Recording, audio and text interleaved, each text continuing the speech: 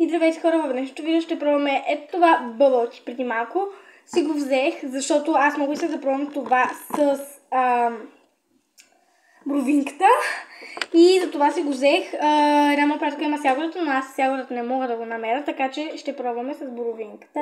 3, 2, 1. Така, разбъркваме малко. И сега е време да го опитаме. На 3, 2, 1.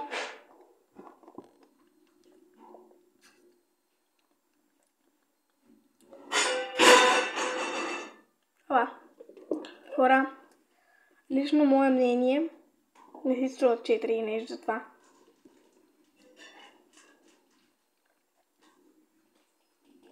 Мислех, че ще е много по-яко. Го направих мацо. Но това се оказа супер гадното. Праското е по-хубаво от това, но ще го пия. Това беше от мен.